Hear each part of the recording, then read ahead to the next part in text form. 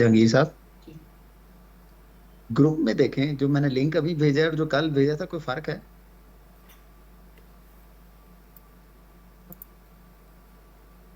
कर देता हूँ। बस मेरे को लग गया था कि शेयर नहीं हो सकता, रिक्वेस्ट एक्सेप्ट नहीं हुआ मैंने ज्वाइन किया। ग्रुप में कि इधर वो मसला आ रहा था, इस वजह से मैं वेट कर रहा था।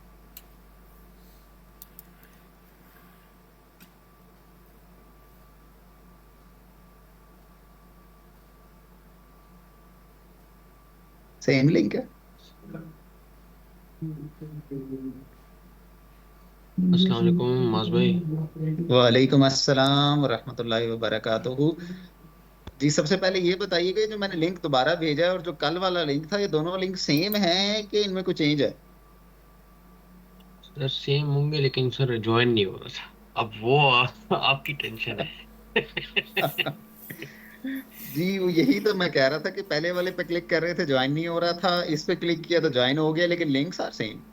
बस ये बिस्मिल्लाह पढ़ के सेंड किया हुआ sir. Sir sir application change कर लें, जूम पे आ जाएं। इसके जूम पे इश्यूज ही 40 डेली आते हैं। जूम पे 40 मिनट से ज्यादा का सेशन नहीं हो सकता, इसलिए सर वो मजबूरी है ये। कॉर्बेट के पास पेड वर्जन नहीं है उसका, जूम का ये लाइसेंस। कॉर्बेट वालों ने ये इसकी सब्सक्रिप्शन ली हुई है, इसलिए इस पर अच्छा हम अच्छा ठीक। अनलिमिटेड वो कर सकते हैं। जी ठीक है सर।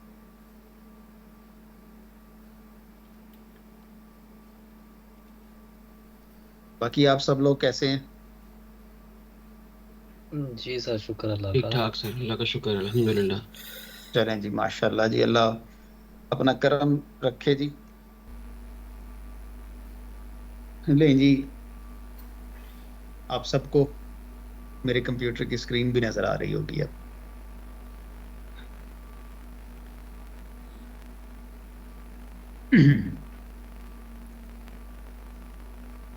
वैसे कोर्स कोई भी हो, इसी काउंसिल वाले, इसी काउंसिल का या किसी और कंपनी का,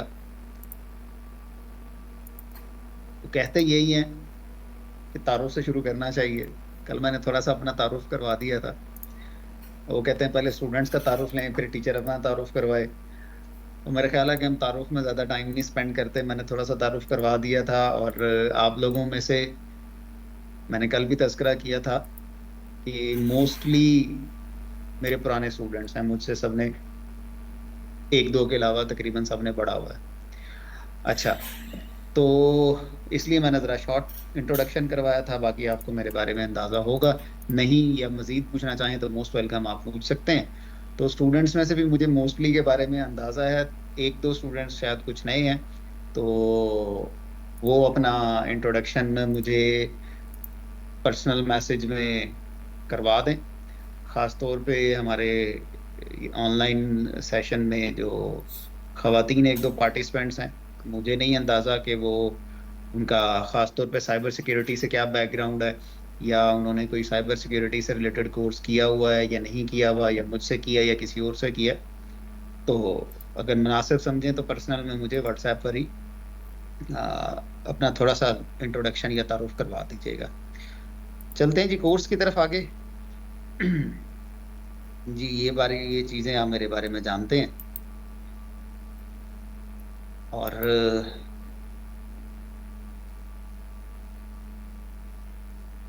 चलते हैं जनाब हम डायरेक्ट अपने टास्क की तरफ। एग्जाम की इंफॉर्मेशन भी कल मैंने आपको बता दी थी, कितने लैब सेशंस होंगे, किस तरह से होगा, वो इंशाल्लाह जब हम प्रैक्टिकल पर आएंगे तो जनाब हम तब शुरू कर देंगे ऑफिशियली। इसी काउंसिल की तरफ से भी, मेरी तरफ से भी आज आपको फर्स्ट ऑफिशियल क्लास का वेलकम।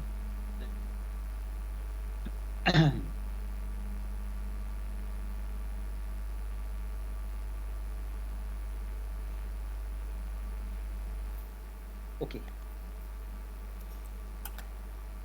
अच्छा जी, हमारी क्लास का, हमारे इस कोर्स का पहला मॉड्यूल या पहला टॉपिक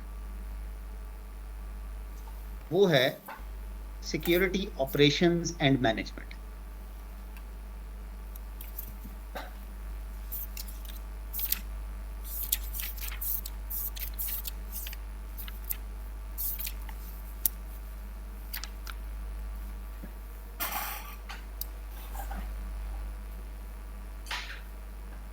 जी, टॉपिक हमारा आज का टॉपिक, आज से इंशाल्लाह हम जो शुरू करेंगे हमारे कोर्स का पहला मॉड्यूल वो है सिक्योरिटी ऑपरेशंस एंड मैनेजमेंट। कि सिक्योरिटी से रिलेटेड ऑपरेशंस कौन कौन से किस किस तरह से सरंजाम दिए जाते हैं, उनको देखने वाली मैनेजमेंट की क्या जिम्मेदारियां होती हैं, क्या रोल होते हैं। फिर हम इससे आगे की तरफ चलेंगे, बल्कि इससे पीछे ज़रा मैं चलता हूँ, आपको थोड़ा सा एक अंदाज़ा कोर्स के हवाले से कल भी मैंने थोड़ा सा लाइटली सा आपको बताया था। जी, ये देखिएगा, ओवरऑल हमारे कोर्स का जो 6 मॉड्यूल थे उनके बारे में मैंने कल बताया था। मॉड्यूल 1 आज से इंशाल्लाह हम शुरू कर रहे हैं, जो है security operations and management. Security operations and management में क्या हम तस्करा करेंगे, आज से शुरू करेंगे, डिटेल में बताऊंगा, लेकिन जस्ट क्विक 1-2 लाइंस में वो ये कि सिक्योरिटी से रिलेटेड कौन कौन सी चीजें, कौन कौन से ऑपरेशंस, मतलब किस किस तरह के टास्क हो सकते हैं। यहाँ ऑपरेशंस का मतलब आसान जबान, आसान इंग्लिश में हम टास्क ले सकते हैं कि सिक्योरिटी को इंश्योर करने के लिए कोई भी कंपनी। अच्छा, मेरी आप सबसे एक छोटी सी गुजारिश है, उम्मीद है आप सब मानेंगे। जी, गुजारिश मेरी ये है कि हम इस कोर्स में जो कुछ भी पढ़ेंगे, जितनी भी सिक्योरिटी से रिलेटेड टर्मिनोलॉजीज, जितनी भी सिक्योरिटी से रिलेटेड चीजें, बातें हम डिस्कस करेंगे, वो तकरीबन सब की सब चीजें, बातें या टर्मिनोलॉजीज कॉर्पोरेट सिक्योरिटी के बारे में होगा, कंपनीज के बारे में होगा। इंडिविजुअल के बारे में हम बात नहीं करेंगे।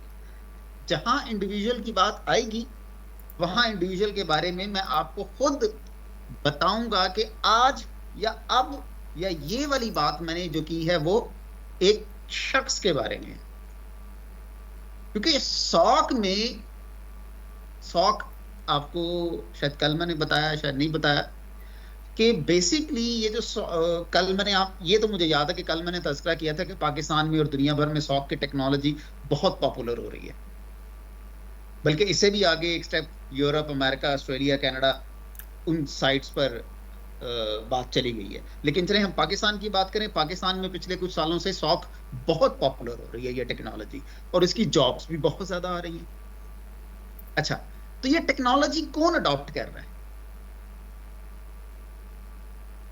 क्वेश्चन ज़हन में होता ना।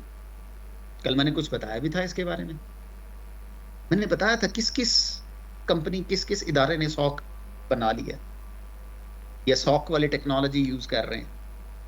किसी के ज़हन में नाम हो किसी का, आर्म्ड फोर्सेस के बारे में मैंने बताया था, नादरा के बारे में मैंने बताया था, बैंक्स के बारे में मैंने बताया था। तो मैंने जितने भी सॉक के बारे में मैंने बताया था वो तमाम सब का सब मैंने कंपनीज के बारे में ही बताया था, या मैंने बताया था कि किसी इंडिविजुअल ने भी सॉक बनाया, कंपनीज। तो बेसिकली सॉक का सारा स्पेक्ट्रम ही किसके बारे में, कंपनीज के बारे में। अगर सॉक किसी इंडिविजुअल के बारे में होता फिर तो जॉब्स होती कि ना होती, क्या ख्याल है? जॉब्स होती, बहुत कम होती, बहुत कम, ना होने के बराबर। और किस नेचर की, किस नोयत की जॉब होती? क्यों जी? अगर सॉक टेक्नोलॉजी इंडिविजुअल के बारे में होती तो किस नोयत की जॉब होती? Any guess, any idea? जितने भी पार्टिसिपेंट्स ऑन साइट या ऑनलाइन मौजूद हैं। सर फिर आई थिंक जितनी भी बड़ी शख्सियात हैं वो हाँ। अपना अपना एक सिक्योरिटी एनालिस्ट रखते कि वो हमारे टैब्स हो गए, हमारे पर्सनल मोबाइल हो गया या लैपटॉप हो गया, या मतलब है कि जितनी भी उनकी कम्युनिकेशन आगे पीछे होती है इदारों के साथ या किसी इंडिविजुअल जी के साथ? जबरदस्त, बिल्कुल उस्मान साहब आपने बिल्कुल ठीक कहा, बिल्कुल इन्होंने ठीक बात बताई कि अगर ये इंडिविजुअल्स के बारे में होती ना, तो फिर जो बड़ी बड़ी शख्सियात हैं, या चले बड़ी से थोड़ी सी नीचे भी आ जाएं, जो अफोर्ड कर सकता होता, उसने अपना, जैसे एक सिर्फ समझाने के लिए यूज कर रहा हूं टर्मिनोलॉजी, वो पर्सनल असिस्टेंट नहीं होता, इसी तरह से उसने एक पर्सनल सिक्योरिटी एनालिस्ट भी रखा होता। हाँ, पर्सनल सिक्योरिटी एनालिस्ट भी रखा होता, कुछ लोगों के अब भी हैं। लेकिन टू बी वेरी फ्रैंक, आप मेरी बात से एग्री करें तो अच्छी बात है, एग्री ना करें तो भी अच्छी बात है। हर एक का अपना अपना एक कल्चर, बैकग्राउंड, चीजें होती हैं। कुछ लोग इस तरह की जॉब्स पे मजबूरी समझ के चले जाते हैं, कुछ होते हैं नहीं जी, किसी पर्सनल के पीए बनने से बेहतर है आप इंडिविजुअल कोई छोटी जॉब ही कर लें। तो मतलब फिर इसका कोई जॉब स्पेक्ट्रम ना होता, कोई लोगों के पीए लगने का या लोगों के असिस्टेंट लगने का आपको कोई खातिर खा फायदा ना होता। तो ये सॉक की टेक्नोलॉजी इंडिविजुअल्स के बारे में नहीं है, ये टेक्नोलॉजी कंपनीज के बारे में है। तो जब कंपनीज के बारे में है तो हम फिर चीजें कंपनी के बारे में ही डिस्कस करेंगे, इंडिविजुअल के बारे में भी करेंगे, कंपनीज के बारे में ही करेंगे, कॉर्पोरेट ऑर्गेनाइजेशंस के बारे में ही हम डिस्कस करेंगे। तो बेसिकली मैं बात बताना ये चाह रहा था कि थ्रू आउट द कोर्स ये जितनी भी चीजें हम कोर्स में पढ़ेंगे, ये सब की सब सारी की सारी चीजें हम किसके बारे में पढ़ेंगे? कंपनीज। हाँ, कुछ एलिमेंट, चंद एक एलिमेंट, बहुत थोड़े से इंडिविजुअल्स के बारे में आएंगे, लेकिन वो इंडिविजुअल जो किसी कंपनी के एम्प्लॉइज हैं। ठीक हो क्या? उम्मीद है बात समझ आ गई होगी। चले अब मैं वापस आता हूं, हमारा पहला टॉपिक, पहला मॉड्यूल जहां से मैं इंशाल्लाह बात शुरू करूंगा आज ही, वो है security operations and management. Security operations को आसान अल्फाज में समझने के लिए मैंने बताया, क्या कह सकते हैं, सिक्योरिटी से रिलेटेड टास्क। अच्छा, किसके टास्क? ये जो अभी थोड़ी देर पहले बात मैंने समझाई ना, कंपनी या इंडिविजुअल वाली, उसका मतलब था security task and management related to the organizations, कि different companies, different organizations में security operations कौन कौन से होते हैं और उनको मैनेज कैसे किया जाता है, या और सादा जबान में कह लें कि वहां पर कोई भी XYZ कंपनी, किसी भी, चलें पाकिस्तान में वैसे बहुत सारी कंपनीज हैं, लेकिन one of the very famous and most revenue generating sector is telecom sector, और इत्तफाक से एक सेक्टर में पाकिस्तान में है ही सिर्फ 4-5 कंपनीज। वैसे बैंकिंग सेक्टर भी बड़ा सेक्टर है, लेकिन उधर बहुत सारे बैंक्स हैं।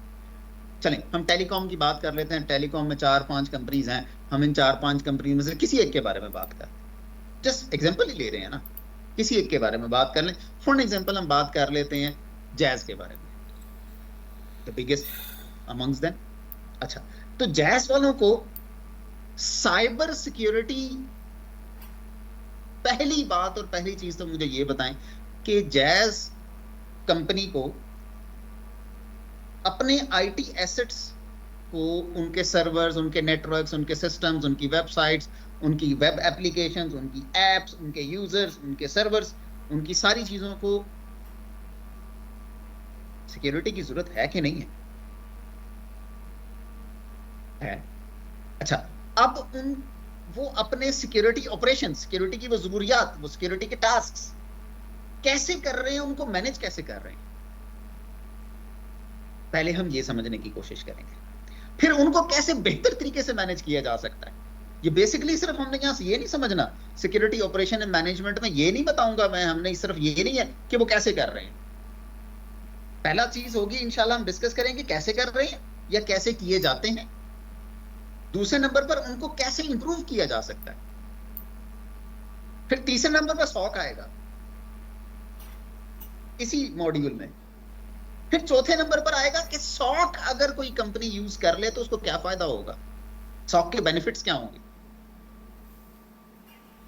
और जब आपको सॉक के बेनिफिट्स और sock Aahista Aahista step by step हम आगे चलेंगे, जब एक traditional security operations and management जिक्र करेंगे, फिर उसके बाद सॉक के बारे में पढ़ेंगे, फिर उसके बाद सॉक की वजह से एडवांटेजेस हम पढ़ेंगे, तो आपको ये चीज बिल्कुल इंशाल्लाह क्रिस्टल क्लियर हो जाएगी। नहीं तो क्रिस्टल क्लियर ना हो सके तो कम से कम पाकिस्तान के मौसम से ज्यादा बेहतर क्लियर हो जाएगी। जैसे आजकल पूरे पाकिस्तान में फॉगी वो स्मोगी मौसम है, उससे तो बहुत ज्यादा क्लियर हो जाएगी कि सॉक क्यों इतना पॉपुलर है पाकिस्तान में, ये टेक्नोलॉजी। और जब सॉक के बारे में हम पढ़ेंगे, फिर जब अंडरस्टैंडिंग थोड़ी सी डेवलप होगी, फिर हम अगले मॉड्यूल की तरफ चलेंगे, फिर हम समझने की कोशिश करेंगे क्या कि सॉक की वजह से कंपनीज की सिक्योरिटी इंप्रूव तो होती है, लेकिन आपको सॉक समझ तब तक नहीं आएगा जब तक आपको मॉड्यूल 2 की चीजें, 3 की चीजें, 4 की चीजें नहीं आती होंगी। एक छोटा सा कोर्स का ओवरव्यू ही समझ लें। वो क्या कि पहले नंबर पर ये जो 6 मॉड्यूल्स हैं ना हमारे कोर्स के, पहले मॉड्यूल में है कि सिक्योरिटी, डिफरेंट कंपनीज अपनी सिक्योरिटी को कैसे हैंडल करती हैं और उनको कैसे मैनेज करती हैं और कैसे इंप्रूव कर सकती हैं। वन थिंग इन माइंड, यहां पर सिक्योरिटी का मतलब है साइबर सिक्योरिटी। पाकिस्तान में भी, पाकिस्तान से बाहर भी, दुनिया भर में कंपनीज अपने आईटी इंफ्रास्ट्रक्चर की सिक्योरिटी को आमतौर पर कैसे ऑपरेट करती हैं, मैनेज कैसे करती हैं, और अगर वो सॉक यूज कर रही हैं टेक्नोलॉजी, तो सॉक की वजह से उनको क्या बेनिफिट हो रहा है, और अगर सॉक यूज नहीं कर रही तो सॉक अडॉप्ट करने से उनको क्या बेनिफिट होगा। इसको कहते हैं, वो हमारी एक डिप्लॉयमेंट की टर्मिनोलॉजी है, डिप्लॉयमेंट कहते हैं, और हमारी का मैंने वर्ड यूज कर लिया। हमारी डिप्लॉयमेंट का मतलब है, जैसे कॉर्बेट में हम लोग पाकिस्तान के बहुत से मुख्तलिफ इदारों को, बल्कि अब तो इंटरनेशनली भी बहुत से कंट्रीज में मुख्तलिफ इदारों को हम सर्विसेज भी देते हैं। किस चीज़ की सर्विस देते हैं? फॉर एग्जांपल, किसी इदारे ने हमसे रब्ता किया, जस्ट समझाने के लिए कि हमें वेबसाइट बनवानी है, वेबसाइट बनवा देते हैं। हमें नेटवर्क बनवाना है, हम नेटवर्क बना देते हैं। हमें क्या नेटवर्क सिक्योर करवाना है, हम नेटवर्क सिक्योरिटी की सर्विसेज उनको दे देते हैं। कोई हमें कहता है सॉक बनवाना है, तो हम सॉक भी उनको बना के दे देते। तो बेसिकली मैं उस पॉइंट ऑफ व्यू से बात कर रहा था कि डिप्लॉयमेंट में आता है आमतौर पे 2 फेजेस उसके होते हैं, pre deployment and post deployment. तो ये पहले वाला जो मॉड्यूल है ना, इसमें आपको जो चीज आप सीखने जा रहे हैं ना, उसको सीखने से पहले, मतलब सॉक को सीखने से पहले उसके एडवांटेजेस एक तरह से आपको बताए जा रहे हैं कि भाई सॉक है क्या, सॉक से फायदा क्या होता है, क्या ये फायदे आपको, बेनिफिट्स आपको कहीं और से मिलते हैं तो छोड़ दें सॉक, वो ले लें,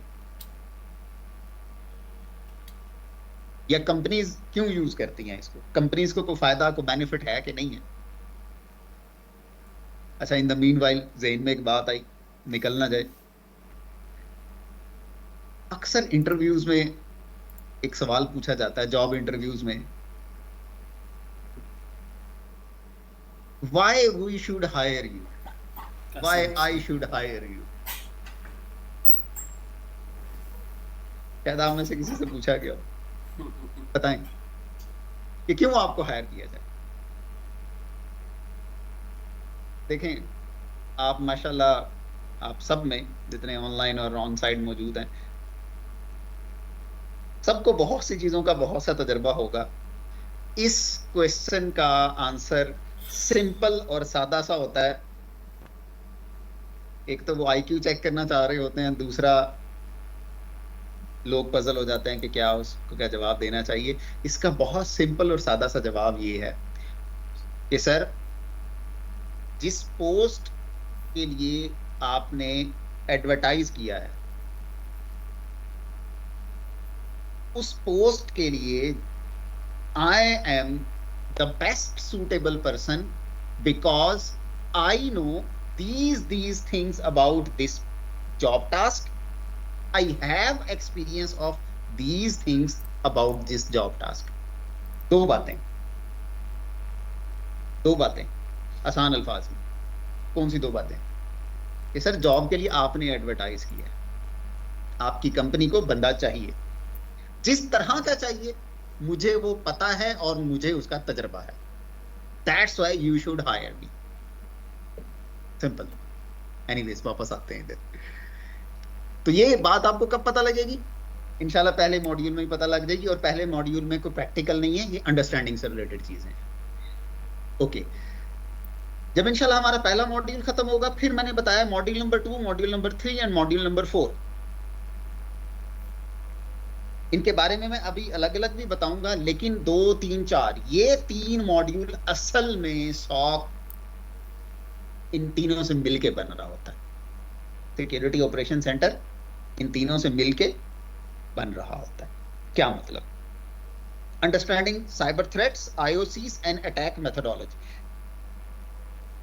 जब आपको SOC के बारे में समझ आ जाएगा, बेनिफिट्स, एडवांटेजेस, डिसएडवांटेजेस, कि किसी कंपनी के पास चल रहा है तो उनको क्या फायदा हो रहा होगा, वो क्या कर सकते हैं, जिसके पास नहीं है वो अडॉप्ट करेंगे तो क्या होगा, फिर उसके बाद चलते हैं SOC की तरफ। फिर क्या होगा? सबसे पहला काम, और इस कोर्स में मेरे ख्याल से जो इंपॉर्टेंट टास्क भी है, module 2 and module 4, these are very important. ये 6 में से मॉड्यूल 2 और मॉड्यूल 4 बहुत इंपॉर्टेंट है। कोशिश मेरी होगी मैं डिटेल से बताऊं, इन पर टाइम भी जरा ज्यादा स्पेंड करें, इनका प्रैक्टिकल भी हम जरा अच्छे तरीके से कर सकें। एनीवेज, मॉड्यूल 2 में क्या होगा? मॉड्यूल 2 में होगा आपको अंडरस्टैंडिंग डेवलप करनी होगी। अंडरस्टैंडिंग कैसे डेवलप होती है? पढ़ने से होती है, सीखने से होती है, प्रैक्टिकल करने से होती है, या लाइफ एक्सपीरियंस से होती है। किस चीज की अंडरस्टैंडिंग डेवलप करनी होगी? 3 चीजों की। पहले नंबर पर साइबर थ्रेट्स क्या होते हैं, दूसरे नंबर पर IOCs क्या होते हैं। IOCs कहते हैं इंडिकेटर्स ऑफ कॉम्प्रोमाइज।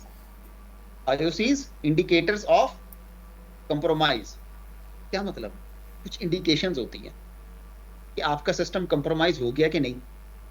मतलब सादा अल्फाज में, आपका सिस्टम, आपका कंप्यूटर, आपका मोबाइल फोन, आपका नेटवर्क, आपकी वेबसाइट, आपकी app, company point of view से, पर्सनल नहीं, कंपनी का सर्वर या नेटवर्क या वेब ऐप या एप्लीकेशन या सिस्टम हैक हुआ है या नहीं हुआ।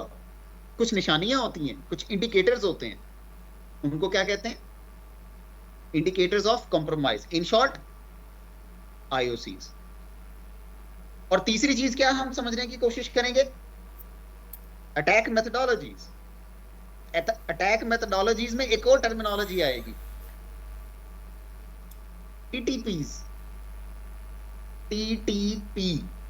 TTPs, तहरीक तालिबान पाकिस्तानी जी। वो उस TTP से बनता है टेक्निक, टैक्टिक एंड प्रोसीजर। चलिए जब आएगा तब डिटेल से देख लेंगे। अगर अभी बात समझ आ गई है तो वेल एंड गुड, नहीं समझ आई टेंशन ना लें, परेशान ना हो, जब आएगा हम डिटेल से डिस्कस करेंगे।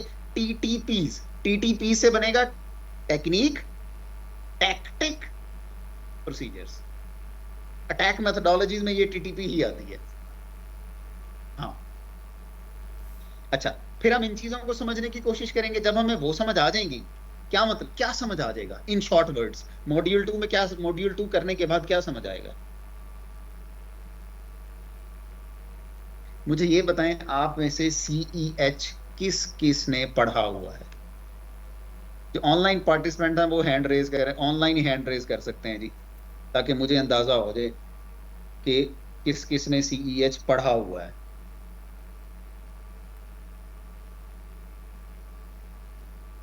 ये मुझे लगता है कुछ गैर हाजिर भी हैं।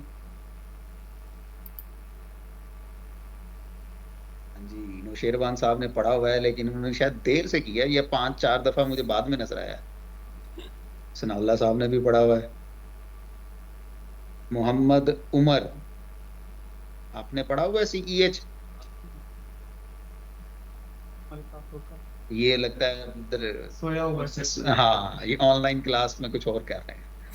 अच्छा जी, जुनेद बिलावल, जुनेद बिलावल साहब, साद साहब और मिस इकरा,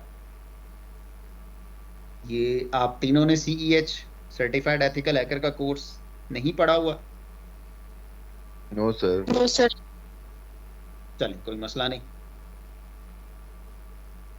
अच्छा चलें, जिन्होंने पढ़ा हुआ है ना, उनके लिए तो मॉड्यूल 2 बहुत आसान होने जा रहा है, वो समझ लें कि उनकी रिवीजन हो जाएगी। जिन्होंने नहीं पढ़ा हुआ तो परेशान ना हो, CEH पूरा नहीं पढ़ेंगे हम, उसके अंदर जो जो सारी चीजें थी, इससे मिलती जुलती चीजें थी, वो हम इसके अंदर पढ़ लेंगे। वो क्या कि मॉड्यूल 2 आसान जबान में मैं बताऊंगा। मॉड्यूल 2 में हम जिक्र करेंगे हैकर अटैक कैसे करता है, हैकर के डिफरेंट अटैक्स कौन से होते हैं और कैसे अटैक करता है। तो मॉड्यूल 2 के प्रैक्टिकल फिर क्या होगा? मॉड्यूल 2 का प्रैक्टिकल क्या होना चाहिए? कुछ इम्प्लीमेंटेशन ऑफ अटैक्स। जी, डिमॉन्स्ट्रेशन ऑफ अटैक्स। मॉड्यूल 2 में हम प्रैक्टिकल करेंगे, कुछ आपको मैं हैकिंग अटैक्स बताऊंगा, सिखाऊंगा कि इस तरह का अटैक ऐसे करते हैं, ऐसे करते हैं, ऐसे करते हैं। अच्छा, जब अटैक्स के बारे में पता लग जाएगा, फिर हम अगली स्टेज पे चलेंगे। फिर हम करेंगे मॉड्यूल 3 में हम क्या, इंसिडेंट्स, इवेंट्स एंड लॉगिंग। इसको भी सादा जबान में मैं बताता हूं। अटैक के बाद हम सीखेंगे, पता लगाने की कोशिश करेंगे क्या चीज, कि किसी सिस्टम पर अटैक अगर हो, पता कैसे चलता है। मतलब आप अपने कंप्यूटर पर या आप किसी कंपनी में जॉब कर रहे हैं, उनके सर्वर पर, उनके नेटवर्क पर, उनके राउटर पे, स्विचेस पे, वेबसाइट पर, ऐप पर किसी ने अटैक किया, वो कामयाब हो गया या नाकाम हो गया, कैसे पता लगेगा अटैक हुआ था कि नहीं हुआ था? 3 चीजें होती हैं जी अटैक पता लगाने के लिए, बल्कि आमतौर पे 2 चीजें ही होती हैं। क्या? इवेंट्स और उनकी logging. Incidents, events and logging. Incident हम उस अटैक को कहते हैं, इस अटैक को हम इंसिडेंट कहेंगे जो अटैक कामयाब हो जाए। कुछ अटैक ऐसे होते हैं, अटैकर या हैकर अटैक करता है लेकिन वो सक्सेसफुल नहीं हो पाता, उसको इंसिडेंट नहीं कहते। इंसिडेंट वो इवेंट होता है जी। तो इंसिडेंट कामयाब हुआ हुआ अटैक, इवेंट किसी ने कोशिश की। इस दोनों तरह के अटैक्स को, कामयाब जो हो गया वो भी, नाकाम हो गया, कोशिश तो की ना, हमारा एडवर्सरी तो हो गया ना, मुखालिफ तो हो गया ना, कोशिश तो कर रहा है। हो सकता है हम अगर ज्यादा एफर्ट ना करें, वो हमसे ज्यादा एफर्ट करे, ज्यादा मेहनत, रिसर्च करे, तो हो सकता है शायद वो 1 दफा, 10 दफा, 5 दफा नाकाम होने के बाद किसी 1 दफा कामयाब भी हो जाए। तो हम दोनों को देखेंगे क्या, कि हमारे आईटी इंफ्रास्ट्रक्चर पर कामयाब अटैक्स और नाकाम अटैक्स कैसे हो रहे हैं, और वो पता लगते हैं लॉगिंग से।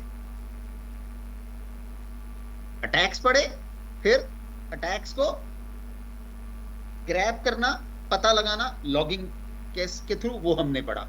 फिर उसके बाद जब ये दोनों चीजें आ जाएंगी ना, ये 2 चीजें कौन सी, मॉड्यूल 2 और मॉड्यूल 3 की, अटैक्स और अटैक्स की लॉगिंग, इंसिडेंट्स और इवेंट्स की लॉगिंग, जब ये 2 चीजें आ जाएंगी, फिर इन दोनों को हम मर्ज करेंगे सीन में।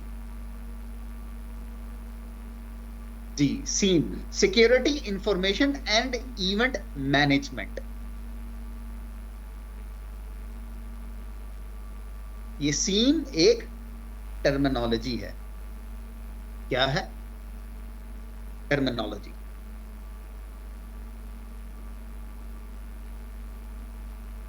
सीन किसी ऐप का नाम नहीं है।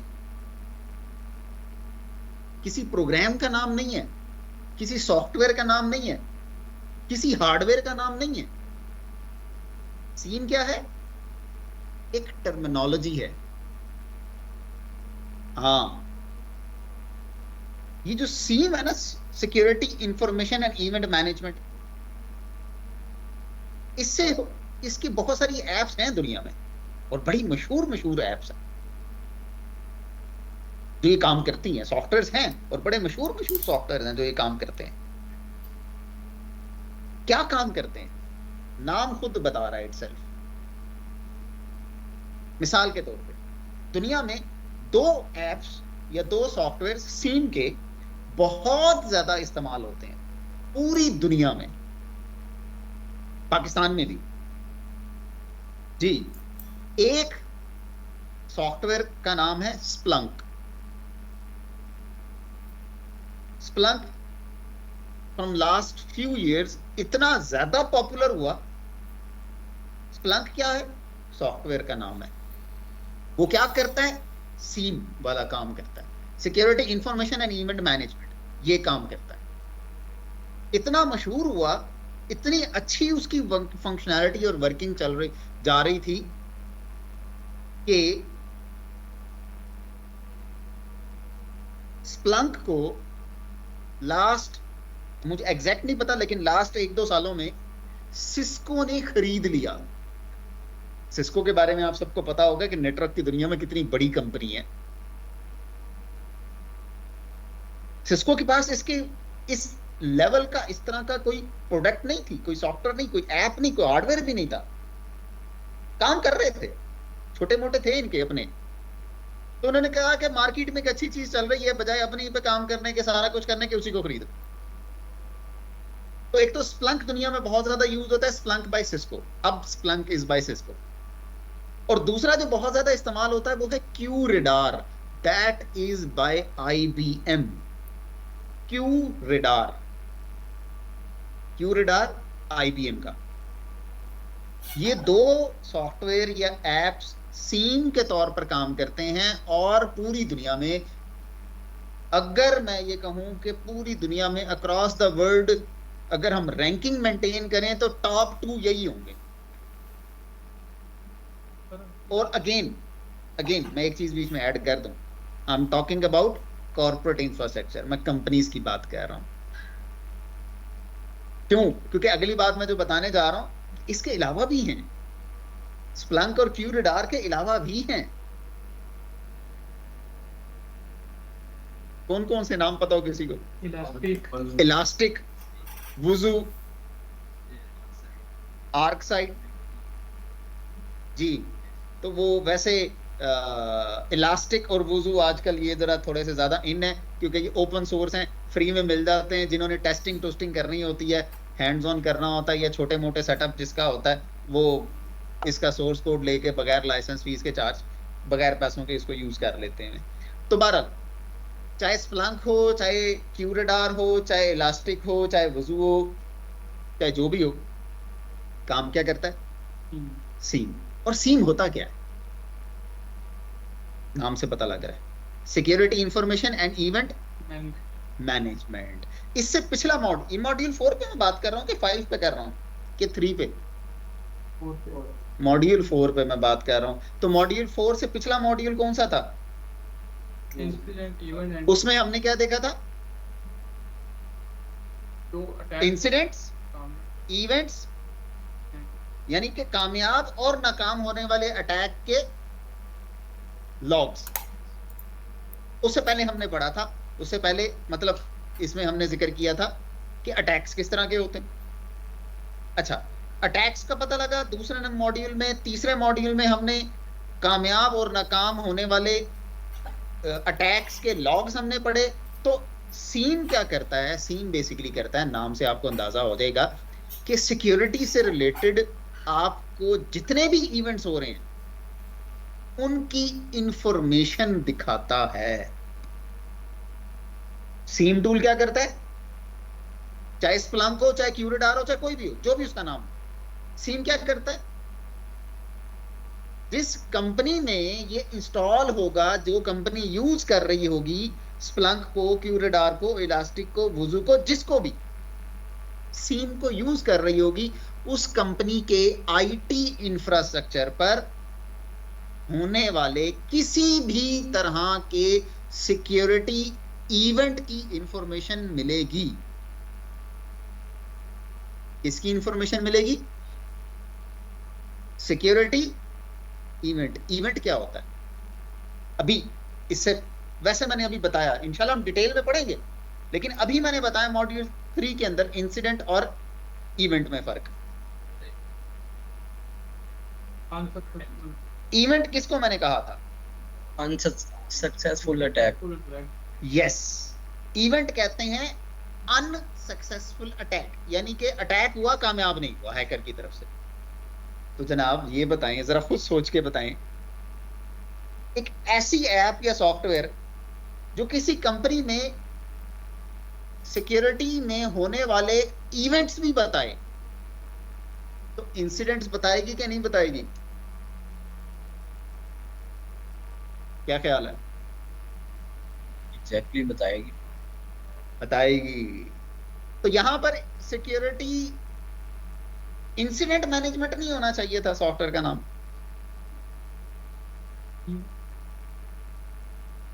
क्यों जी? इंसिडेंट मैनेजमेंट होता तो उसका ये था कि इसमें वो ब्रीचेस है, अगर ये इवेंट को नहीं रोक सकता तो इंसिडेंट को, इवेंट्स को कंट्रोल करेगा तो इंसिडेंट तक वो जाएगा ही नहीं। जनाब बड़ी अच्छी बात बताई जुनैद साहब ने। यही बात मैं बेसिकली, यही पॉइंट मैं क्लियर करना चाह रहा था कि देखें, इंसिडेंट मैनेजमेंट होता तो इसका मतलब है कि पहले अटैक कामयाब हो जाएगा, बाद में फिर हम उसकी इंसिडेंट हैंडलिंग करते रहेंगे कि हाँ जी कैसे बचना है अगली दफा के लिए। तो जब आपको इवेंट लेवल पर, पहले लेवल पर आपको इंफॉर्मेशन मिल जाएगी, आप उसी को यूज करते हुए होने से बच जाएं, होने से बचा लेंगे कंपनी। मतलब इवेंट लेवल पर अगर चीज पकड़ी जाएगी तो इंसिडेंट से बच जाएंगे, वरना इंसिडेंट भी इसमें मैनेज या इंफॉर्मेशन इंसिडेंट की भी आती है, इंसिडेंट भी हम देख सकते हैं, लेकिन इंसिडेंट लिखते इसलिए नहीं है कि इंसिडेंट लिखेंगे तो इंसिडेंट का मतलब है सक्सेसफुल अटैक। अब अटैक सक्सेसफुल हो गया, उसको अब फिर मतलब सक्सेसफुल अटैक हो गया, हैकर ने हैक कर लिया, खराब जो करना था, जो निकालना था निकाल लिया, अब उसको बैठ के इन्वेस्टिगेट करके या उसको हम हैंडल करके उसमें से हम क्या निकालेंगे? फोरेंसिक्स वाले निकालते हैं, लेकिन सिक्योरिटी तो ना हुई ना फिर कंपनी की, अटैक तो कामयाब हो गया। तो इसलिए इवेंट मैनेजमेंट। अच्छा ले जी, जब इवेंट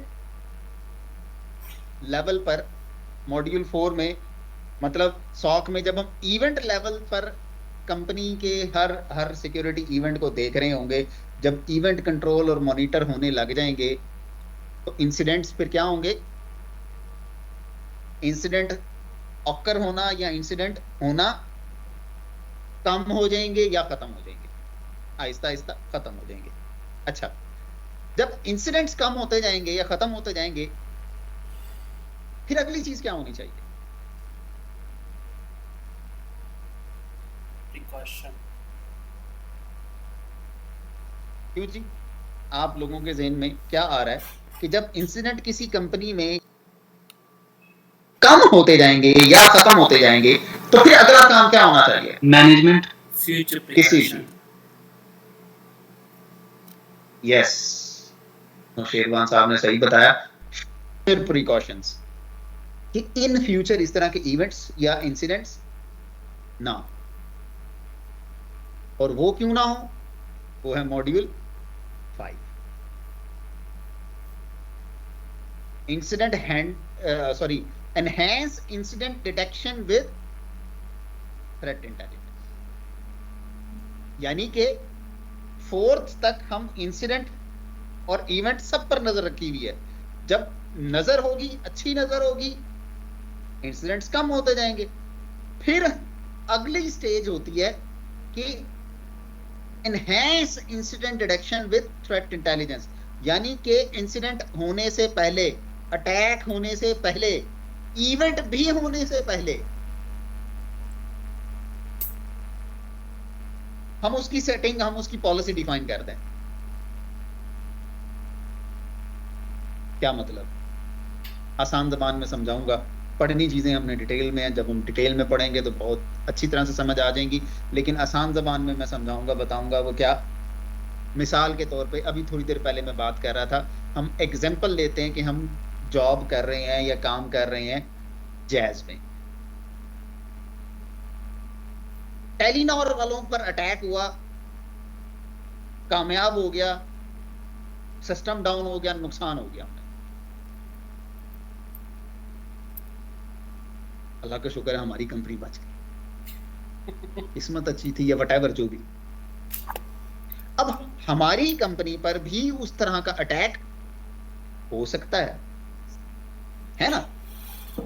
अब उनका जो इंसिडेंट हुआ, हमारा तो नहीं हुआ ना, लेकिन हमारी तरह की नेचर ऑफ द कंपनी है, उनका जो इंसिडेंट हुआ, उस इंसिडेंट को लेते हुए उस पर वर्किंग करके उसके प्रिकॉशंस, उसकी मेजरमेंट, उसकी सिक्योरिटी, इंसिडेंट डिटेक्शन, मतलब उसके उस तरह के इवेंट या इंसिडेंट से बचने के लिए जो रूल्स एंड रेगुलेशन, जो पॉलिसीज बनानी होगी, हम पहले बना देंगे। ये है मॉड्यूल 5 का जो मतलब है, आसान अल्फाज में उसकी वर्किंग कि incident, enhance incident detection with threat intelligence का मतलब ये है। और आखिर में इंसिडेंट रिस्पांस, जो कि सॉक एनालिस्ट का सबसे ज्यादा काम उसका यही होता है। आप में से कोई सॉक एनालिस्ट की जॉब कर रहा होगा या अगर इंशाल्लाह फ्यूचर में करेगा, तो सबसे ज्यादा उसको वर्किंग या जो काम उसका डेली रूटीन का टास्क होगा, वो सबसे ज्यादा जो उसको काम करना होता है वो यही करना होता है।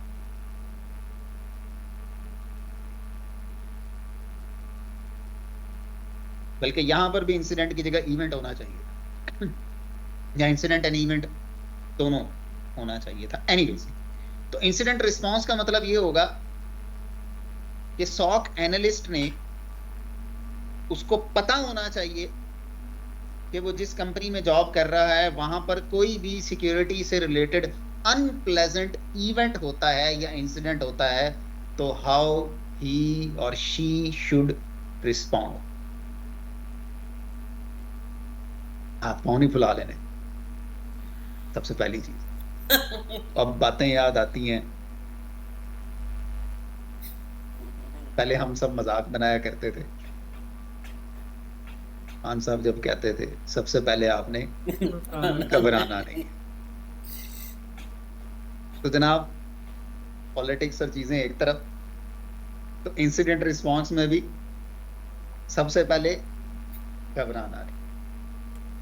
बताऊंगा आगे क्यों नहीं घबराना, जब इस स्टेज पर आएंगे डिटेल से बताऊंगा कि घबराना क्यों नहीं है। घबराना इसलिए नहीं है कि जिस इंसिडेंट को आप हैंडल कर सकते हैं उसको कर लें, जिसको नहीं कर सकते अपने सीनियर को फॉरवर्ड कर दें। सिंपल। जैसे आप लोगों को शायद कभी इत्तेफाक हुआ हो, किसी भी मसले में, मोबाइल फोन के, टेलीकॉम के मसले में, मोबाइल पैकेज के किसी मसले में, या बैंकिंग से रिलेटेड किसी मसले में, आपने हेल्पलाइन से कॉल की, हेल्पलाइन से राब्ता किया। अक्सर तो हेल्पलाइन वाले आपको हेल्प आउट कर देते हैं, हाँ सर ऐसे ऐसे ऐसे कर लें, हो जाएगा काम। कभी कभी वो कहते हैं कि सर हमने आपकी कंप्लेन अपने टेक्निकल स्टाफ को फॉरवर्ड कर दिया है, वो आपको कॉल बैक करेंगे या आपको रिस्पांस करेंगे, आपको हेल्प आउट कर देंगे। तो इसका मतलब ये होता है कि जिसको आपने कॉल की है, जिससे आपने राब्ता किया, उसके बस से बात थी बात।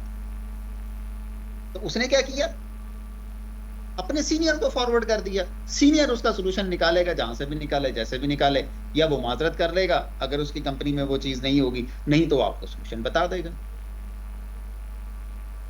यहां पे भी ऐसे ही होता है, सॉक में भी ऐसे ही होता है। जी जी विकास का प्रोसेस है वो तो सॉफ्ट एनालिस्ट L1 करेगा। हाँ सब ऐसे तो नहीं कि उसको स्टार्टिंग में ही कुछ चीज समझ नहीं आई तो फौरन से कर दे, प्रॉपर डॉक्यूमेंटेशन कर दिए। देखें, बिल्कुल बिल्कुल मतलब वो कुछ पैरामीटर्स आगे फॉरवर्ड करेगा। देखें, यही चीज ही तो हम डेवलप कर रहे हैं मॉड्यूल 2 और 3 के अंदर। मॉड्यूल 2 और 3 के अंदर बेसिकली इन्होंने बात की कि सॉक एनालिस्ट खुद कुछ तो करेगा ना, ये तो नहीं कि ना हर चीज आए और फॉरवर्ड कर दे। खुद कैसे करेगा? जब उसको कुछ ही समझ आती होगी। क्या समझ आती होगी? और उसी के हवाले से मैंने अभी बात की थी कि module 2 and 4 is very important. तो मॉड्यूल 2 और 3 में उसकी सॉक इंफ्रास्ट्रक्चर्स में उसने करना क्या है, उसको पता कैसे लगेगा, ये मॉड्यूल 2 और 3 में आपको इंशाल्लाह डिटेल से हम डिस्कस करेंगे तो पता लगेगा कि किस तरह का अटैक हुआ है। एक छोटी सी मिसाल देता हूं समझाने के लिए। मॉड्यूल 4 में मैंने बताया सीम सॉल्यूशन होता है, जहां पर पूरी कंपनी के आईटी इंफ्रास्ट्रक्चर में होने वाले किसी भी सिक्योरिटी इवेंट की इंफॉर्मेशन आपको मिल जाती है। मिसाल के तौर पे अगेन जैज की बात करते हैं, पूरे पाकिस्तान में नेटवर्क है, ऐसे ही है ना? चलें, पूरे पाकिस्तान में इनका नेटवर्क है, सीम सॉल्यूशन इन्होंने डिप्लॉय किया हुआ है, सॉक इन्होंने बनाया हुआ है, हम वहां पर सॉक एनालिस्ट के तौर पर हम काम कर रहे हैं और हमें वहां पर एक इंसिडेंट इवेंट मैनेजमेंट यानी सीम के अंदर एक मैसेज आता है कि गिलगित में फला साइट पर जो आपके 2-3 टावर्स चल रहे थे डिस्कनेक्ट हो गए। जैज में हम काम कर रहे हैं, जैज के गिलगित वाली साइड पर नॉर्थ में 2-3 टावर्स किसी एक स्पेसिफिक लोकेशन पर जो चल रहे थे वो टावर्स डिस्कनेक्ट हो गए।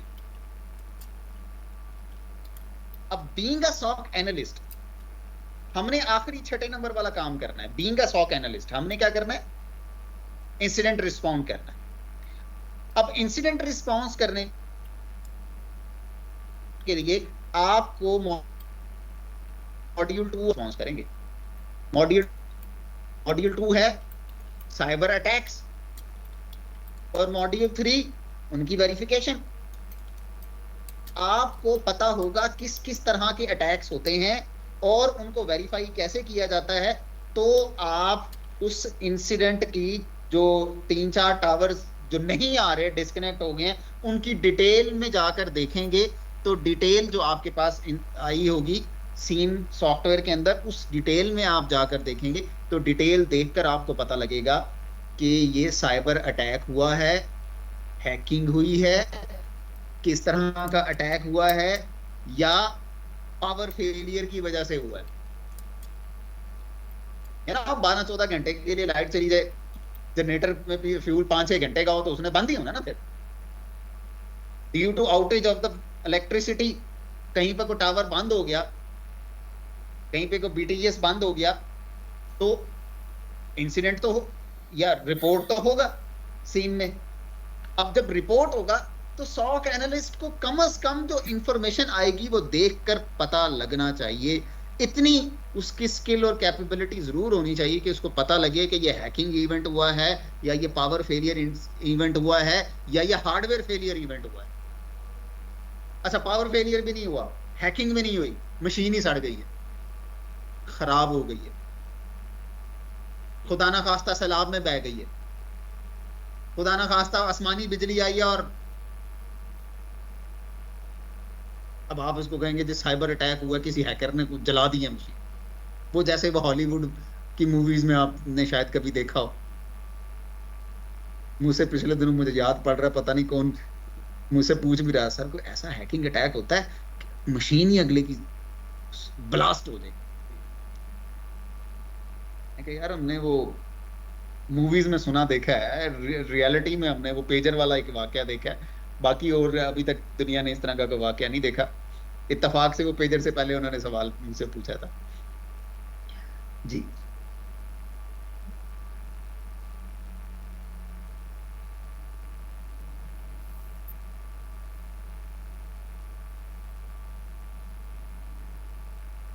नहीं, प्ले बुक्स का डिफरेंट चीज होती है। बेसिकली प्ले बुक से रिलेटेड इन्होंने सवाल किया है। सॉक एनालिस्ट पे फिलहाल हम वर्किंग या बात हम कर रहे हैं। सॉक एनालिस्ट का काम क्या होता है कि उसने जो इवेंट हुआ, इवेंट जिसकी डिटेल्स पता लगी उसको सीन के अंदर, उस इवेंट की डिटेल में जाना है, देखना है, जो हम बात कर रहे थे कि किस तरह का इवेंट है। Is it a natural disaster और इज इट अ डिजास्टर और is it due to failure of anything और it is a cyber attack. अगर साइबर अटैक है तो उसको उस तरह से हमने डील करना है। तो बेसिकली अब देखें ना, अपने आप को इस पोस्ट, सॉक एनालिस्ट की पोस्ट पर रखकर एक लम्हे के लिए सोचते हैं, क्या हम सब एक ही कंपनी में जॉब करते हैं, एक ही पोस्ट पे जॉब करते हैं, पार्ट ऑफ अ टीम और व्हाटएवर। अच्छा, अब हमारे आईटी इंफ्रास्ट्रक्चर पर एक साइबर अटैक हुआ। इत्तेफाक से मैं उस वक्त ड्यूटी पे बैठा था। मैंने डिटेल में जाके देखा तो मुझे पता लगा कि फलां आईपी वाले राउटर पर फलां आईपी की तरफ से आर्प की बहुत, आर्प प्रोटोकॉल, एआरपी प्रोटोकॉल की बहुत हैवी किस्म की ट्रैफिक आ रही थी, जिसकी वजह से वो राउटर रिस्पॉन्ड करना बहुत स्लो हो गया, जिसकी वजह से नेटवर्क आउटेज बढ़ता चलता गया और उधर का सारा मामला कॉल रीच आउट और कॉल डायलिंग शायलिंग ये वो, उस एरिया में हमारी सर्विस डाउन हो गई। अब मैंने ये डिटेल देखी, मुझे जो समझ आया वो मैंने आपको बताया। अब इस केस में मुझे ये बताएं, ये कुछ साइबर अटैक है, कोई हैकिंग अटैक है या कोई नेचुरल डिजास्टर है? It's a cyber attack, it's a hacking attack. अच्छा, अब हैकिंग अटैक है, अगर मुझे समझ आ जाता है कि ये इस तरह का हैकिंग अटैक है तो मैं क्या करूंगा?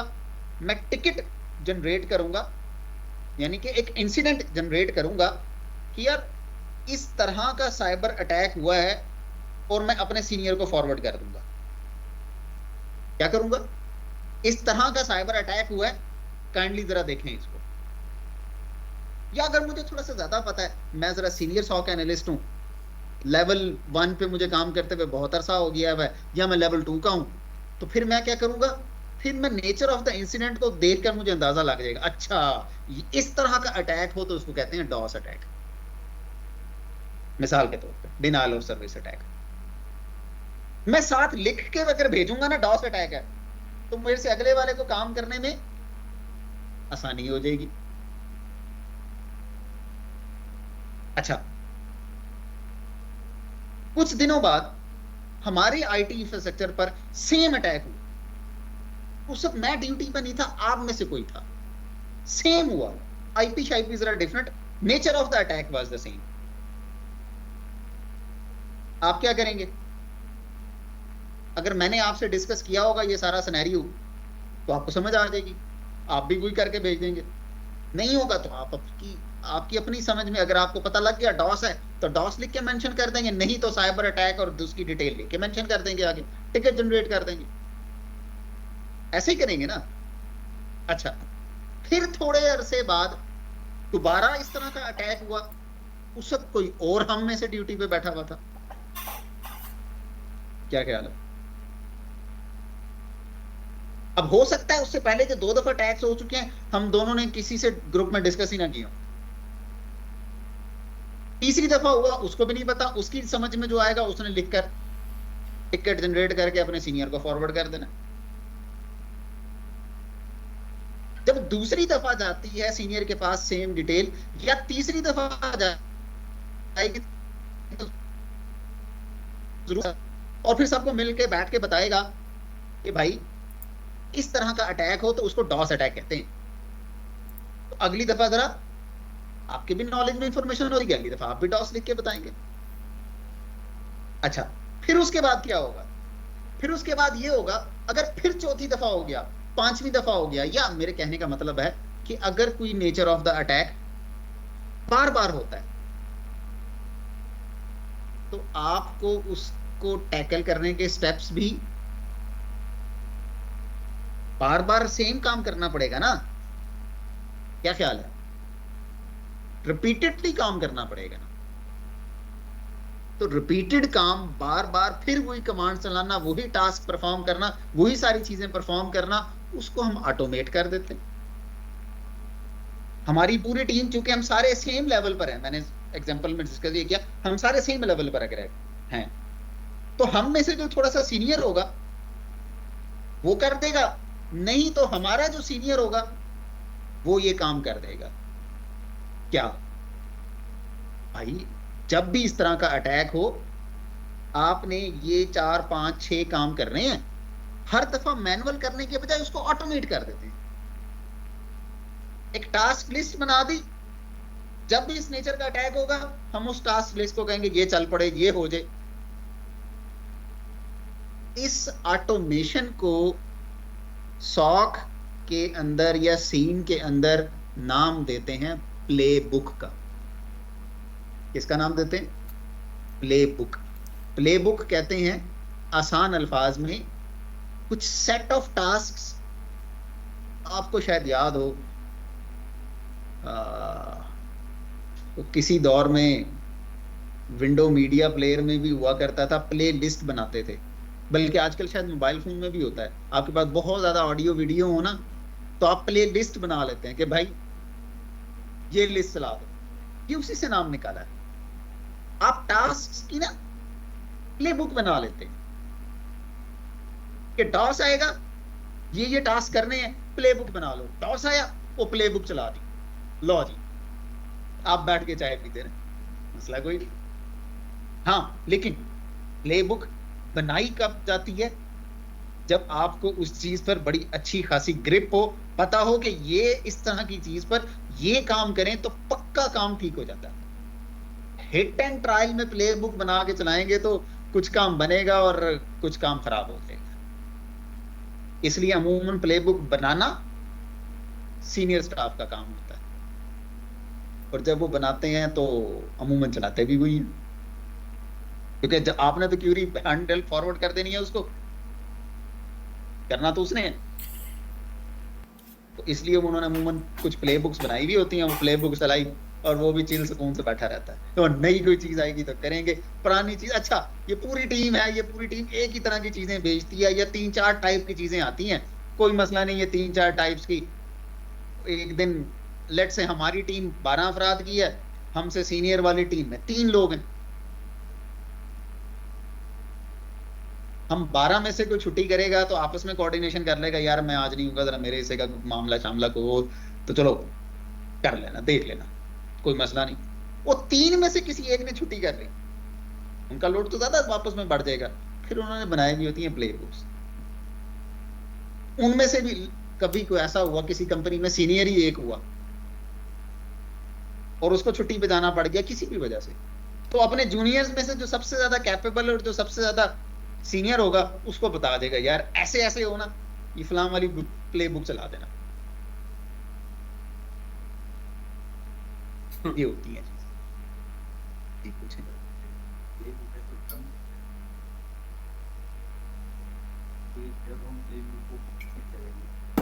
यार ये शोल्ड और टैग के वो हमेशा 50% सक्सेसफुली उस पे काम करेगी।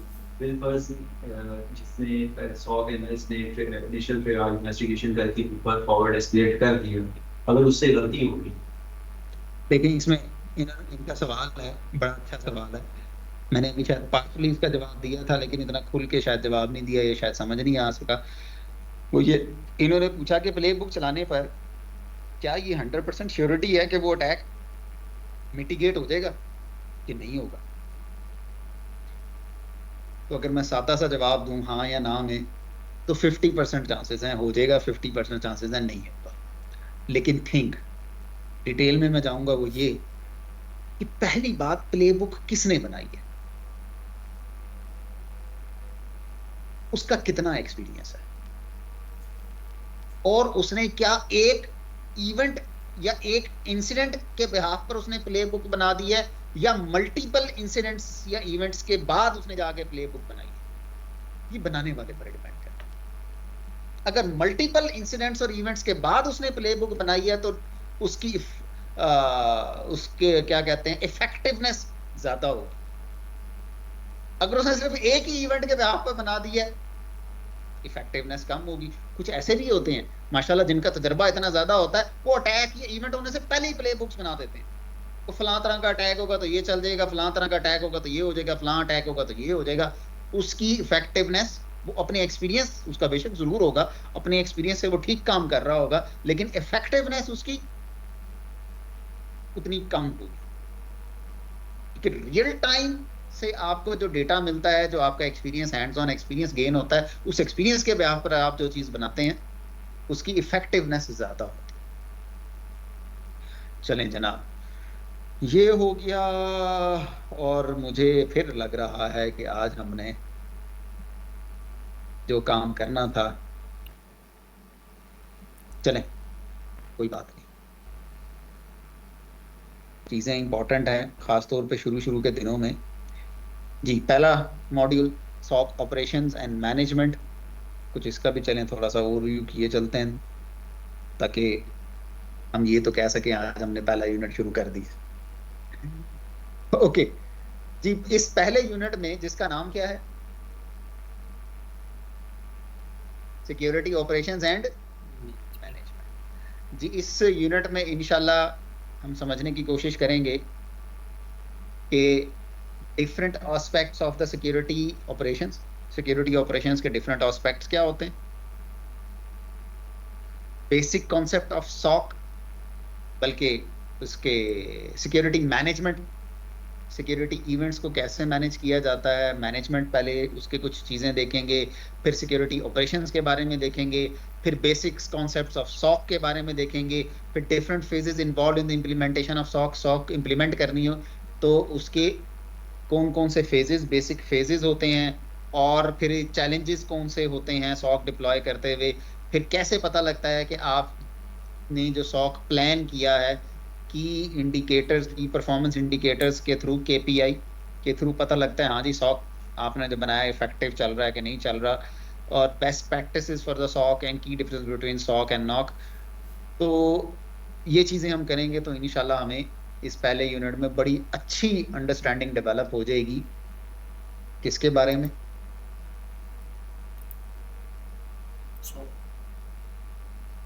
मॉड्यूल 1 का नाम है सिक्योरिटी ऑपरेशंस एंड मैनेजमेंट, लेकिन मॉड्यूल 1 इंशाल्लाह हम पूरा कर लेंगे तो आप सबको, मुझे अल्लाह से पूरी उम्मीद है कि आप सबको बहुत अच्छी अंडरस्टैंडिंग हो जाएगी सॉक के बारे में। सिक्योरिटी ऑपरेशन एंड मैनेजमेंट की तो होगी इंशाल्लाह, लेकिन अंडरस्टैंडिंग डेवलप होगी किसकी? सॉक। जो थोड़ी देर पहले अभी मैं बात कर रहा था, सॉक होता क्या है, सॉक काम कैसे करता है, सॉक को हम यूज कैसे करेंगे, कहीं पर सॉक चल रहा है तो उस कंपनी में क्या क्या फीचर्स होंगे सिक्योरिटी इंसिडेंट से बचने के लिए, और कहीं पर नहीं चल रहा तो वहां पर सॉक चलाएंगे तो बेनिफिट्स क्या होंगे। यही सारी चीजें उसने मेंशन की हुई अपने अल्फाज में। किसी का कोई क्वेश्चन हो, कोई बात हो, कोई चीज पूछना चाहते हो, मोस्ट वेलकम, जरूर पूछिएगा। जी जी पूछें।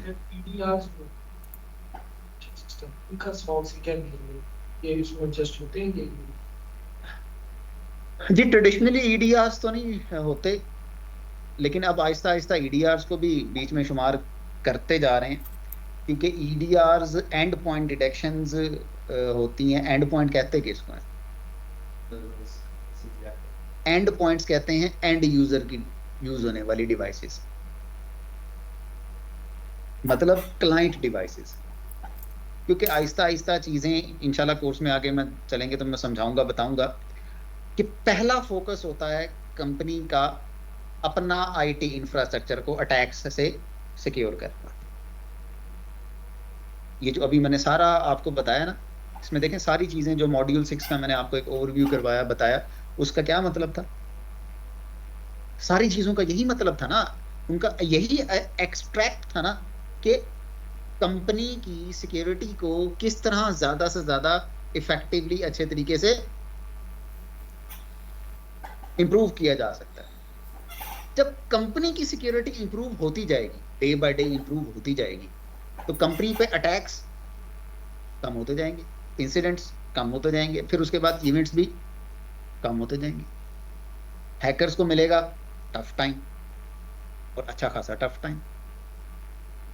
और आप में से जिन्होंने CH पढ़ा होगा और खासतौर से मुझसे पढ़ा होगा, तो उनको पता होगा कि जब कंपनी, कॉर्पोरेट कंपनी पर हैक करना, अटैक करना बहुत मुश्किल हो जाए, फिर हम क्या करते हैं?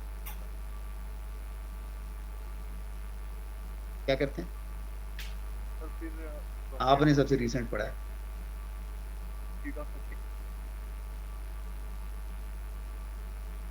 नहीं, जब कंपनी के IT इंफ्रास्ट्रक्चर को हैक करना, अटैक करना मुश्किल हो जाए, तो कंपनी में काम करने वाले एम्प्लॉइज को हम सोशल इंजीनियरिंग के थ्रू हैक करते हैं। टारगेट तो कंपनी है ना, कंपनी का IT इंफ्रास्ट्रक्चर नहीं हुआ तो कंपनी के एम्प्लॉइज में से किसी को करते हैं, और सोशल इंजीनियरिंग के थ्रू आमतौर पे ह्यूमंस को कर लिया जाता है।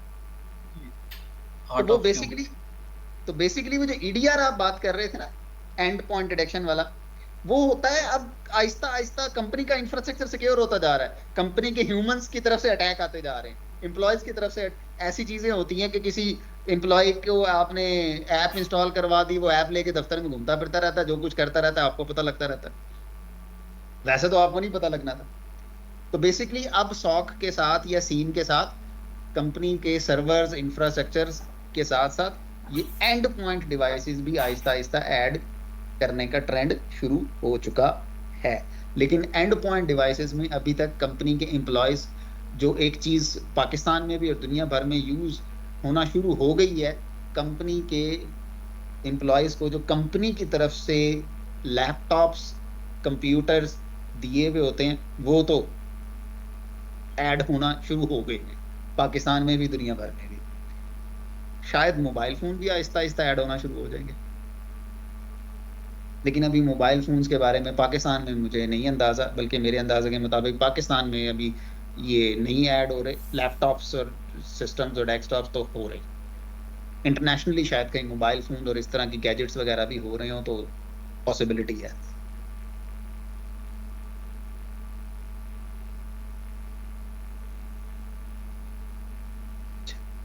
जी हो सकता है, पॉसिबिलिटी है। जी जनाब, किसी और का कोई क्वेश्चन हो, कोई बात हो पूछने वाली तो पूछिएगा।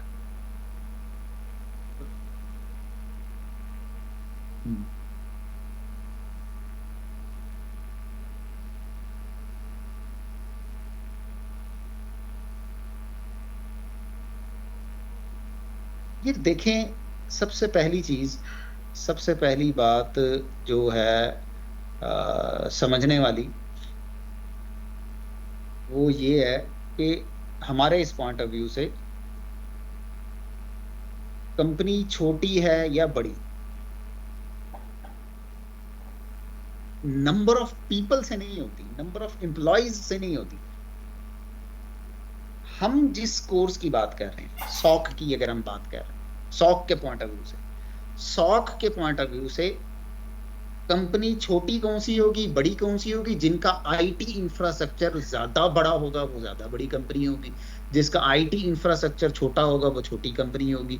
समटाइम ऐसी पॉसिबिलिटी भी होती है कि कंपनी के एम्प्लॉयज तो हजारों हैं, IT इंफ्रास्ट्रक्चर इतना छोटा सा है कि इनको सॉक की जरूरत ही नहीं है। ये सॉक करना चाहें तो बना भी नहीं सकते, बनाएंगे तो खर्च बहुत हो जाएगा।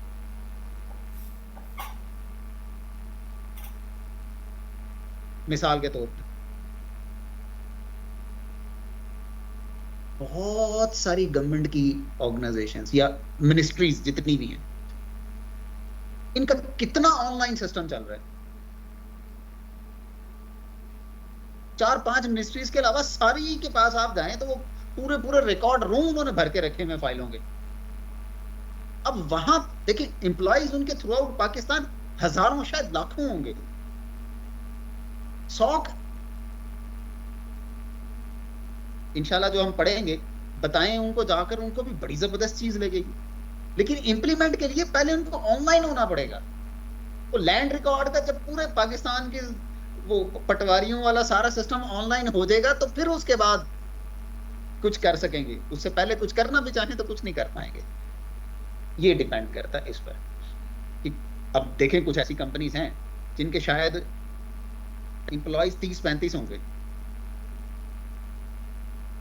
लेकिन उनके पास आईटी इंफ्रास्ट्रक्चर इतना बड़ा होगा कि वहां पर उन्होंने सॉक भी बनाया होगा, किया होगा। बल्कि मैं एग्जांपल, रियल टाइम एग्जांपल देता हूं। पाकिस्तान में कुछ कंपनीज ऐसी हैं, पाकिस्तान में आपको पता है शायद इस वक्त पाकिस्तान में नंबर 1 पहले नंबर पर आईटी कंपनीज में जो कंपनी जा रही है वो है सिस्टम्स लिमिटेड।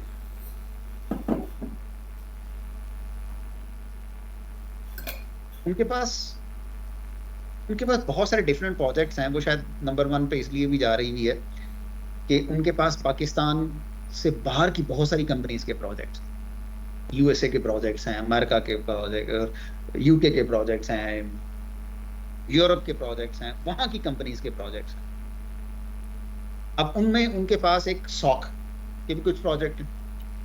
अब सॉक की उन्होंने हार्डली, मुझे पता है पूरे पाकिस्तान में 30-35 भी अफराद नहीं है उनके पास। मेरा ख्याल है हार्डली 10-15 अफराद होंगे सॉक के लिए, लेकिन वो 10-15 अफराद 2-3 बड़ी बड़ी कंपनीज के सॉक सेटअप को देख रहे हैं। अब आगे चल के मैं डिटेल से बताऊंगा, लेकिन आपने सवाल पूछ लिया तो मैं साथ बता देता हूं।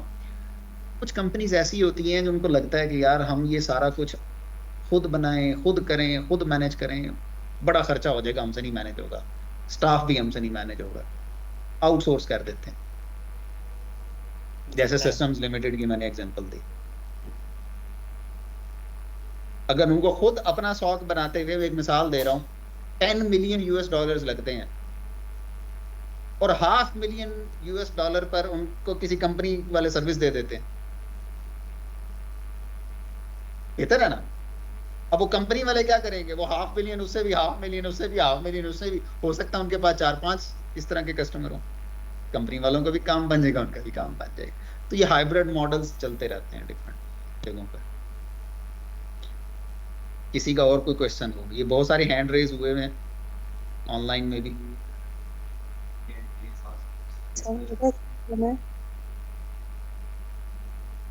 क्या पूछना चाह रहे हैं? सर मेरा क्वेश्चन ये है कि जो अपना मतलब इन फ्यूचर वो फोरेंसिक की तरफ जाना चाह रहे हैं, तो ये कोर्स उनके लिए कितना हेल्पफुल रहेगा? देखें, फोरेंसिक्स की तरफ जाना चाह रहे हैं उनके लिए ये कोर्स बिल्कुल हेल्पफुल रहेगा। इसलिए हेल्पफुल रहेगा कि this is the scratch level course.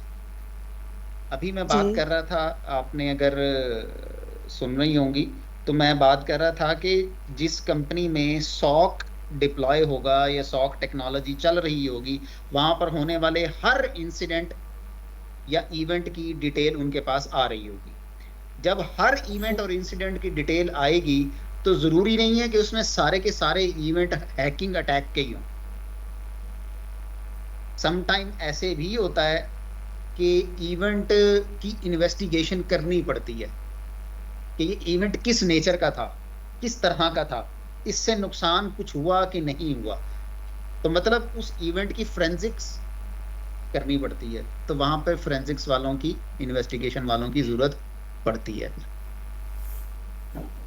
ये अभी आपने प्ले बुक का बताया, तो सर सोर जो है, सोर का आपने बताया था कि उसके अंदर भी तो हम पहले से ही एक बना के रख देते हैं कि अगर ये बनाई होती है, वो इन्हीं प्री डिफाइंड होती हैं, कुछ प्री डिफाइंड होती हैं, कुछ खुद कर लेते।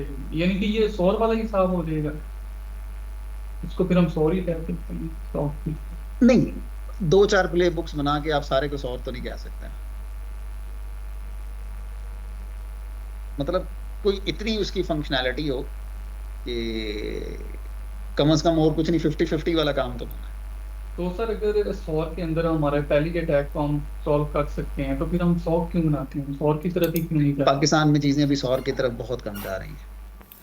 आपको पता है हम लोग वैसे भी दुनिया से आईटी में पीछे हैं।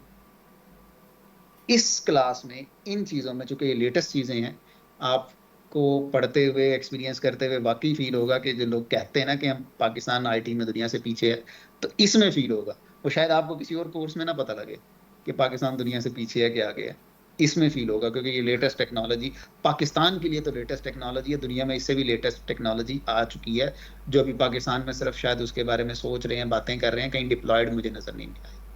तो वो पाकिस्तान में भी 100 की चल रहा है। 100 आहिस्ता आहिस्ता ठीक होते जाएंगे, इम्प्रूव होते जाएंगे, प्ले बुक्स बनती जाएंगी, फिर उसके बाद सौर वाली साइड पे जाएंगे। तो उससे पहले सीन सोल्यूशन भी इम्पोर्टेंट है। सीन तो 100 से पहले है।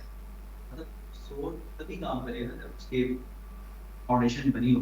बिल्कुल ऐसे ही। उसके बगैर तो हो ही नहीं सकता। सोल किसी चीज पे खड़ा हो। जी एनीवन एल्स, और किसी का कोई क्वेश्चन?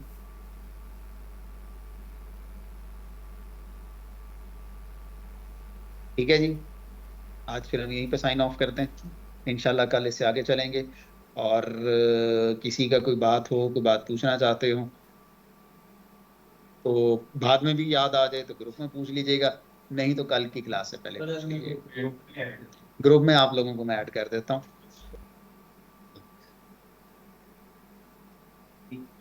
फॉरवर्ड का एक ट्रेनिंग का वो सर्टिफिकेट मिल जाएगा जी। दूसरी चीज ये कि ये जो स्लाइड्स हैं वो आप एंड में या साथ साथ शेयर कर देंगे ताकि वो बाद में पढ़ सके तो